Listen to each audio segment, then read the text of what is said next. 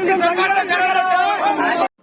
दिवस त्याचे दिवसांदिवस तब्येत होत आहे, तरी सरकारने त्याची दखल घ्यावा यासाठी आम्ही आज एक मोर्चाच्या स्वरूपात एक निवेदन देण्यासाठी आले। आमचे सगळे स्वराज्य कायदा और कुणबी मराठा कायदा एकच आहे, या दोन्ही कायदे पारित करावं, आमच्या झालेल्या आंदोलनाचे गुन्हे तात्काळ मागे घ्यावे या संदर्भात आम्ही आज जिल्हाधिकाऱ्याला कलेक्टर साहेब यांच्या मार्फत मुख्यमंत्री यांना निवेदन देण्यासाठी इथे आलेलो आहे।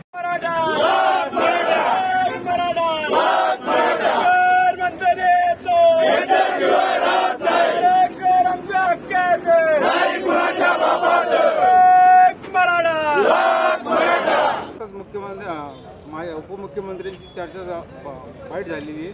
ते म्हणतात की ओबीसी नेत्यांबरोबर चर्चा करून आरक्षणाचा प्रश्न मार्गी लावू।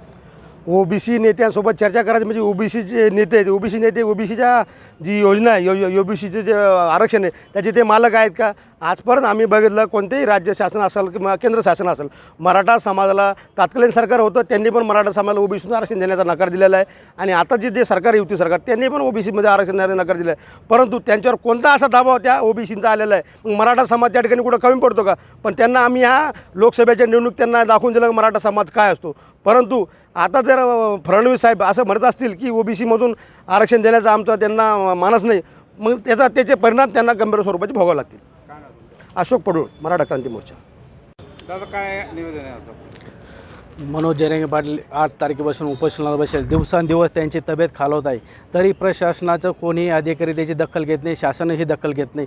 त्यांना आधी सूचना काढली होती सगळे सोयरे कायदा पारित करू, ते आधी सूचनेचं त्यांनाही पालन आजपर्यंत केलं नाही। तरी मनोज जरांगे पाटील वारंवार निवेदन देऊन त्याला प्रत्यक्ष भेट घेऊन बी त्यांना आश्वासनं देत राहिले।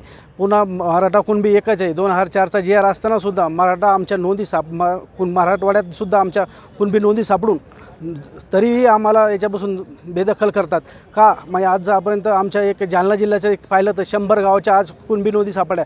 100 गावातले पहिले का मराठे कुणबी होते, तरी आज 40 वर्षापासून त्यांना प्रलंबित केलं। पण आज ते आमचे भाऊ कोणतरी नातलग आहेत ना, आजपर्यंत नव्हते, तरी आज त्या कायद्यात त्यांना पारित करावा। आज जालना जिल्ह्यात जर 100 गावात नोंदी सापडल्यानंतर 100 बाकी गावातले राहिलेले मराठे हे सुद्धा कुणबी आहेत, हे असं बोलून हे 2004चा जी आर लावून कुणबी मराठा एकच आज कायदा पारित करावा। आमच्या झालेल्या आंदोलनाच्या केसेस तात्काळ शासनाने मागे घ्याव्या। आम्ही 2 दिवसाचा अल्टिमेटम जिल्हाधिकारी कार्यालय कलेक्टर साहेबामार्फत मुख्यमंत्र्यांना दिलेला आहे, तरी मुख्यमंत्र्यांनी याची दखल घेऊन तात्काळ हे उपोषण जरांगे पाटलाचं सोडावे, अन्यथा 2 दिवसात संपूर्ण महाराष्ट्र पेटल्याशिवाय मराठे थांबणार नाही याचीही नोंद घ्यावी। विश्वंभर भानदास तिरुके। दादा काय निवेदन दिलं आपण? मान्य जरांगे दादांचं जे उपोषण चालू आहे आज 5वा दिवस आहे आणि त्यांची परिस्थिती अत्यंत खालावलेली आहे। परंतु या परिस्थितीतसुद्धा राज्य शासन प्रशासन त्याकडे लक्ष देत नाही। त्यांनी जे सगळ्या सोयऱ्याचा कायदा जो पारित करू म्हटले होते तो केला नाही। जर कधी 2 दिवसात समजा शासनाने याची काही दखल घेतली नाही आणि जर का आमच्या मराठा योद्ध्याला जर काही बरं वाईट झालं तर पूर्ण महाराष्ट्र पेटल्याशिवाय राहणार नाही आणि मग कायदा हातात घेतला तरी काय हरकत नाही। मग आमच्यावर पहिल्या केसेस जे झालेल्या ज्या मागं नाही घेतले सरकारनं घेऊ म्हटलं तरी अजूनही केसेस झाले चालेल, जेल भरायचं जरी आंदोलन जर का टाईम पडला ते सुद्धा करू आम्ही।